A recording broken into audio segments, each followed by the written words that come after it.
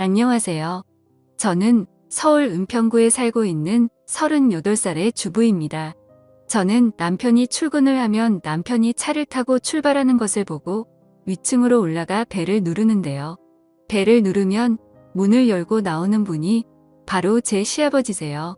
결혼하고 나서 신혼 때부터 저희는 혼탕살듯이와 윗집 아랫집으로 같이 살고 있어요. 저는 사실 제 시아버지와 사랑에 빠졌답니다. 제 시아버지는 오래전 제가 회사를 다닐 때 제가 짝사랑을 하던 선배였어요. 키도 훤칠하게 크고 워낙 성격이 좋아서 회사에서도 여직원들 사이에서 인기가 많았어요. 나이는 저보다 17살이 더 많으시지만 저는 제 마음을 잘 알아주고 제가 하는 행동들 하나하나 다 귀엽게 봐주시는 제 시아버지를 사랑하고 있습니다. 제가 문을 열고 집에 들어가 아버지가 드실 밥을 해드리면 아버지는 반찬을 만들고 있는 저에게 다가와 사랑한다고 말하며 살짝 입맞춤을 해주시는데요. 제가 정말 사랑하는 사람이 뽀뽀를 해주고 그럴 때면 사실 얼굴이 붉어질 정도로 기분이 너무 좋아서 반찬도 필요 이상으로 많이 하게 돼요. 뭔가 제가 예전부터 좋아했던 남자가 저에게 애정 표현을 해주는 것은 결혼한 남편이 저에게 해주는 애정 표현과는 조금 다른 것 같아요. 남편이 아침을 안 먹고 나가면 저는 그 반찬들을 통에 담아 시아버지네 집으로 가져가 같이 먹고 커피도 한잔하면서 둘만의 시간을 보내곤 해요. 남편은 저와 시아버지가 이렇게 지내는지는 모르고 있었어요. 시아버지가 제 직장 선배인 것도 모르고 저와 시아버지가 서로 사랑하는 사이라는 것도 전혀 모르고 있어요. 그래서 들키지 않게 조심해야 하는데 그게 너무 마음처럼 잘 되지는 않네요.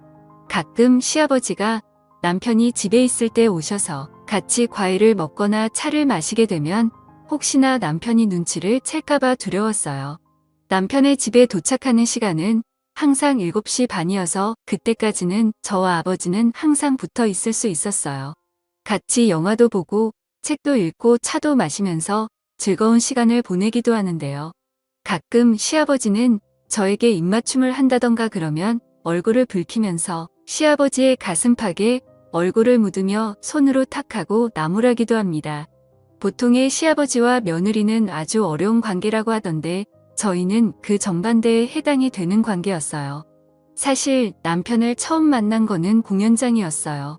제가 좋아하는 가수의 공연장에 갔는데 거기서 남편을 만나 1년 반의 연애를 하고 결혼을 했는데 그 사람의 시아버지가 제가 사랑하던 선배였다는 것을 알고 정말 충격에 빠지지 않을 수 없었어요. 처음에는 이런 말도 안 되는 일이다라고 생각을 하고 그냥 시아버지로 생각을 해야지 했어요. 그런데 마음은 그게 안 되더라고요. 자꾸 남편이 출근을 하면 그 사이에 시아버지에게 가서 있고 싶었어요. 시아버지도 처음에 제가 며느리로 찾아왔을 때 정말 이건 있을 수 없는 일이라고 들킬까봐 조마조마했대요. 그런데 이렇게 아들이 출근을 하고 나서 아무도 없을 때 둘이 있게 되니 너무 좋아서 아무 생각도 안 난다고 해요. 정말 한 쌍의 연인처럼 그리고 남편보다 더 부부같이 생활을 해서 정말 시아버지가 제 남편이었으면 좋겠다고 생각을 할 때가 많아요. 그해 여름에 저와 시아버지는 결국 실수를 해버리고 말았어요. 제가 연애 때처럼 시아버지의 집에 가서 문을 열고 들어가서 시아버지가 드실 반찬을 만들어 냉장고에 넣고 혹시 시아버지가 깨셨는지 궁금해서 방으로 들어가 보았어요. 그런데 시아버지는 런닝 하나에 속옷만 입고 주무시고 계셨어요. 저는 그런 아버지를 사랑스러운 눈빛으로 바라보고 있었는데 그때 시아버지가 눈을 뜨고 저를 보는데 그만 저도 모르게 아버지에게 다가가버렸어요. 그러자 시아버지도 제 속마음을 표출한 것에 호응을 해주셨고요. 그렇게 우리는 사고를 저질러 버렸어요. 저와 시아버지는 그때부터 남편 몰래 만남을 이어오고 있습니다. 처음에는 그냥 너무 사랑해서 한 번만 실수였다라는 생각으로 시작했는데 점차 그런 생각은 없어지고 둘만의 즐거움으로 변해갔어요.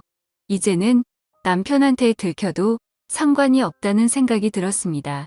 시아버지는 그런 저를 보고 자기는 그런 걸 원하지 않는다고 우리는 더 이상 이렇게 지속이 되면 안 되는 사이라고 말했지만 저는 그 말을 그냥 흘려들었어요. 저는 시아버지와 팔짱을 끼며 하고 싶은 것들을 했어요. 그렇게 계속 저희가 만나고 있다는 것을 남편이 알게 되었어요. 남편이 외근을 가다가 저와 시아버지가 같이 있는 것을 보고 수상하게 생각하여 길을 따라오다가 결국 저희가 같이 호텔로 들어가는 것을 보게 된 거예요.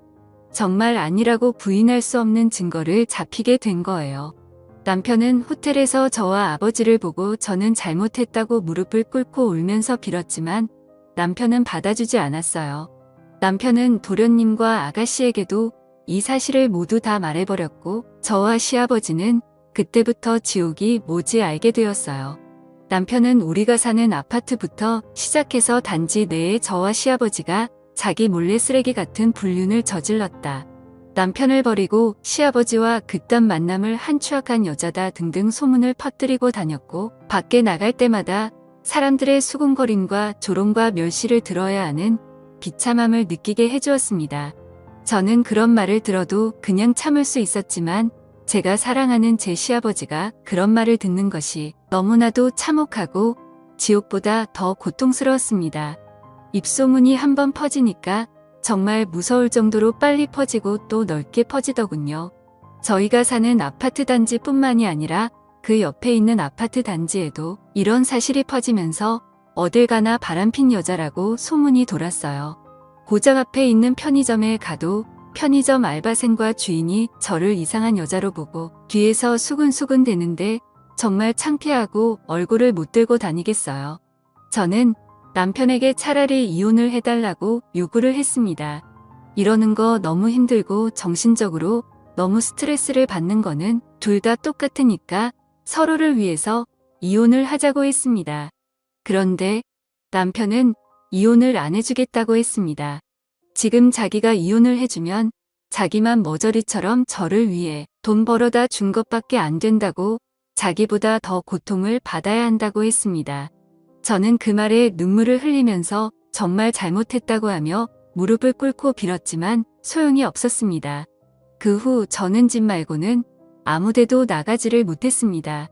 마트를 가도 사람들이 쳐다보고 뒷담화를 하는 사람들이 있고 미용실에 가서 머리를 다듬으려 해도 저 같은 쓰레기는 받아주지 않는다고 나가라고 그러니까 정말 집 밖에 나갈 수가 없었습니다. 시아버지도 그런 저를 보듬어 주시지 못했습니다. 이미 소문이 나서 자기도 저를 보살펴줄 처지가 안 되고 지금도 저랑 같이 있게 되면 자신도 아들에게 쫓겨나게 생겼기 때문입니다. 시아버지는 저에게 문자로 더 이상 자신의 집으로 오지 않는 것이 저에게 좋다고 말하자 저는 그런 시아버지에게 너무 배신감을 느끼고 자기를 버렸다는 생각에 눈물이 났습니다. 집에서 혼자 소파에 앉아 하루 종일 울다가 지쳐 잠들었다가 남편이 집에 들어오는 소리했겠지만 경멸스럽다는 눈빛이 남편을 보고는 저도 아무 말 못하고 그의 내몰찬 행동을 받아줄 수밖에 없었습니다. 특히 제 핸드폰으로 아가씨와 도련님 이 전화를 해서 어떻게 자신의 형이자 오빠를 버리고 그것도 자기 아버지랑 그렇고 그런 짓을 할 수가 있냐고 미친 거냐고 그러는데 정말 죽어버리고 싶었어요. 아가씨는 제가 처음에 시집올 때부터 이런 여자라는 사실을 알고 있었다는 둥 언젠가는 이런 일이 일어날 줄 알았는데 그게 자기 아버지와 일어날 줄은 정말 꿈에도 생각 못했다고 하면서 저에게 말씀을 하셨어요. 저는 아무 말 못하고 그저 듣기만 하고 잘못했다고 말밖에 할 수 없었습니다. 남편이 시아버지에게 소리를 지르며 엄마한테 부끄럽지도 않냐고 하는데 시아버지도 아들에게 자기가 벌써 마누라를 보낸 지 11년이 되었다고 하면서 자신도 외로웠고 오래전에 같은 회사를 다녔던 제가 좋아져서 잠깐 실수를 했다고 그렇게 싸우는데 저는 거실에서 둘의 싸움을 지켜볼 수밖에 없었습니다. 제가 지금 둘 사이에 끼어서 어느 쪽도 편을 들 수 없었고 오히려 더 안 좋게 될 수도 있었기 때문입니다. 저는 이러한 상황을 더 이상 지켜볼 수가 없어서 이곳을 떠나기로 했습니다. 남편은 이혼을 안 해주고 제가 바람핀 대가를 치르게 해주겠다고 했으나 저는 결국 그 대가를 다 받지 못하고 저 혼자 살겠다고 새벽에 남편이 자고 있는 사이에 집을 나와 예전에 친구와 살았던 고시혼으로 들어갔습니다. 남편이 전화가 왔지만 받지 않자 문자로 저 혼자 살겠다고 그렇게 나갔다고 나중에 후회하지 말라고 하는데 그 말이 현실이 되더군요. 남편은 저에게 이혼 소송을 했지만 제가 참석하지 않았고, 그래서 남편의 증거 자료에 의해 제가 남편에게 위자료를 주게 되었고, 제가 그 위자료를 주지 않자 신용불량자로 등록을 해 어떤 신용카드도 못 쓰게 되었어요. 그래서 통장이 있어도 돈을 빼서 쓸 수도 없고 오직 현금으로만 생활을 해야 하는 지경이 된 거예요. 직장도 다니지 못하고 아무 일도 못하니까 돈도 못 벌고 먹을 것도 못 먹는 상황이 되니 제가 저지른 잘못이 얼마나 큰 잘못인지 알게 되더군요. 이 글을 읽으시는 분들은 저처럼 바람을 피지 마세요.